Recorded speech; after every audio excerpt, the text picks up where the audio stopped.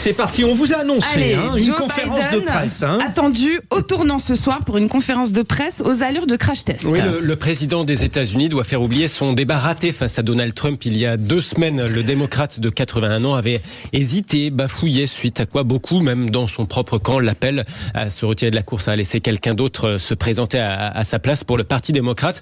Alors la Maison-Blanche promet une conférence de presse de grands garçons. Je cite la Maison-Blanche, autrement dit, un vrai échange à bâton rompu et non pas seulement un petit question-réponse bordé en amont comme ce se fait parfois à la Maison-Blanche pour les points presse. Ça sera donc cette grande conférence de presse à 17h30 heure de Washington, 23h30 heure de l'Hexagone. Bonsoir Jean-Éric Brana. Bonsoir. Bonsoir Jean-Éric. Jean-Éric Brana, est-il là ?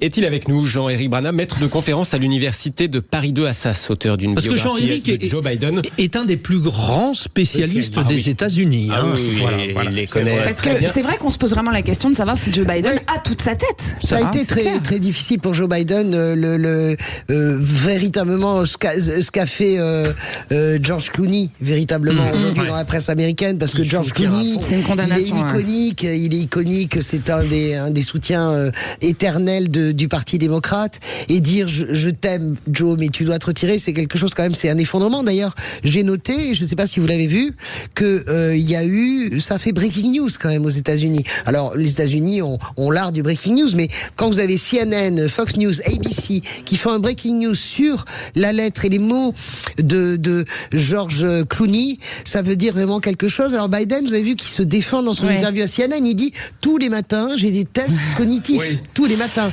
Mais est-ce suffisant? Je ne suis pas sûr. Alors Sébastien Ménard, justement, pourquoi il se retire pas? On a envie de savoir aussi, à un moment donné. Il se retire pas parce que le niveau d'engagement est tel. Et il y a l'engagement politique, il y a l'engagement militant, il y a l'engagement financier, il y a l'engagement narratif. Voilà. C'est extrêmement difficile. Et puis quelque part, c'est aussi quel désaveu pour l'une des composantes politiques les plus influentes du monde, parce que son parti n'est pas un petit parti, c'est un grand parti qui avait largement les moyens de s'organiser et qui avait aussi probablement une offre alternative à la candidature du président sortant. Offre alternative qu'ils n'ont même pas initiée. Il est extrêmement difficile pour une personne âgée. Prenons l'exemple très profane, un permis de conduire, une personne âgée, vous essayez de lui démontrer qu'elle n'est plus en état de conduire. C'est très dur de la convaincre. Imaginez ce président Biden qui doit se soumettre à des tests un peu humiliants finalement, et qui ne peut pas admettre qu'il n'est plus en état pour présider. C'est dramatique. Alors attendez, Félix. Alors il y a ce fameux extrait du débat qu'on a entendu tout à l'heure où Joe Biden tente de défendre sa politique migratoire et où Donald Trump lui répond en somme, j'ai pas compris ce qu'il dit, je crois que lui-même ne comprend pas ce qu'il dit. J'en appelle aux anglophones qui nous écoutent ou qui sont avec nous en studio. Est-ce qu'on comprend vraiment pas ce que nous dit Joe Biden sur la politique migratoire? On y va. Alors on écoute.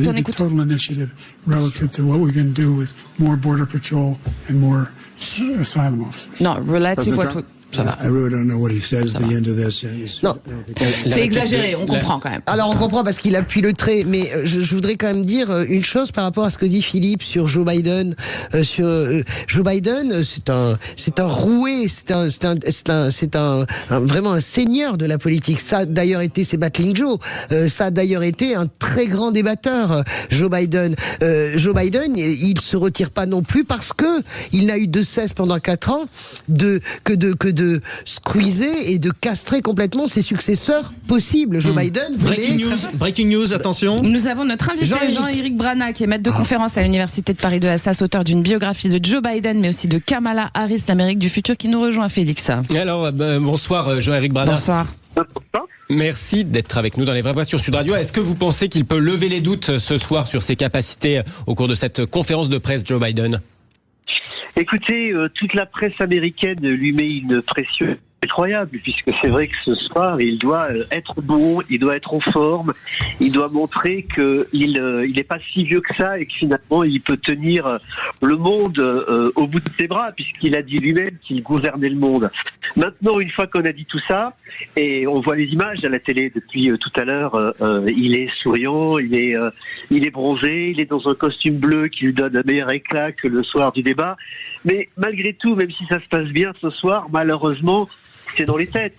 Quelque chose s'est cassé le soir du débat. Les 2 semaines qui viennent de se passer ont suscité un vent mauvais qui a soufflé sur sa campagne. Et on nous explique que Hakeem Jeffries, qui est le futur président de la Chambre, si jamais les démocrates devaient reprendre la Chambre, va apporter ce soir ou demain les doléances des démocrates qui sont très inquiets, voire très en colère par rapport à cette campagne qui continue. Donc je pense que en réalité, cette prestation ce soir ne va rien changer. Et que Joe Biden va devoir donner des gages et encore des gages, et que ça va continuer tant qu'il restera en place, avec le risque qu'à un moment ou à un autre, il chute, il hésite, il a des problèmes, et que ça remette une pièce dans la machine. Jean-Éric, moi j'ai quand même une question. Je disais avant qu'on vous retrouve à l'antenne qu'il y a quand même quelque chose de très dur chez Joe Biden. C'est pas ce gentil papy, c'est un débatteur très rugueux, c'est un très grand homme politique. Il a eu quand même une volonté de couper la tête à tous les successeurs possibles, et notamment Kamala Harris. C'est-à-dire que il n'a pas fait exister Kamala Harris pendant les 4 ans ou les 3 ans de son mandat. Et maintenant, les démocrates payent cher cela. Parce qu'elle est brillante, Kamala Harris. Très brillante. Qu'est-ce que vous en pensez, Jean-Éric ? Il a tué aussi les successeurs, Joe Biden. Moi, je suis en désaccord avec ça parce que, en réalité, c'est vrai qu'il y a eu un courant anti-Kamala Harris qui n'est pas venu de Joe Biden, qui est venu d'abord du camp des démocrates. Oui. Et qui s'est des pardon. Mais il a laissé faire, Jean-Éric. Il a laissé faire. Il aurait pu la protéger, la faire. Non. En politique, chacun est dans son couloir. Lui, il était président et exécutif. Kamala Harris, elle n'était pas dans l'exécutif. Elle était vice-présidente avec un rôle très particulier qui est d'être en... on a du mal à vous entendre. N'essayez de pas trop bouger, s'il vous plaît, Jean-Éric, parce que ça décroche et on aimerait bien vous écouter que ce soit audible. Allez-y. Je dis, Kamala Harris, elle a existé particulièrement au Sénat, puisque rappelons que d'après la Constitution, elle est présidente du Sénat. Bien sûr. Et elle a fait passer des lois très importantes, les lois du mandat Joe Biden. Chacun était dans son couloir. La question qu'on peut se poser, c'est pourquoi ça n'a pas été présenté au public de cette façon-là. Et c'est vrai que les attaques contre Kamala Harris ont été extrêmement dures, sévères.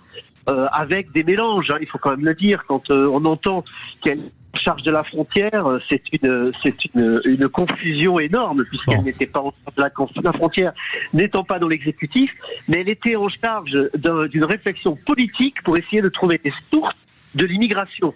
Il est vraiment très différent. Bon, mais juste Jean-Éric, un mot de Philippe Bilger pour conclure. Jean-Éric Brana, imaginons que Joe Biden soit obligé de jeter l'éponge. Qui verriez-vous de plus plausible pour prendre la relève ?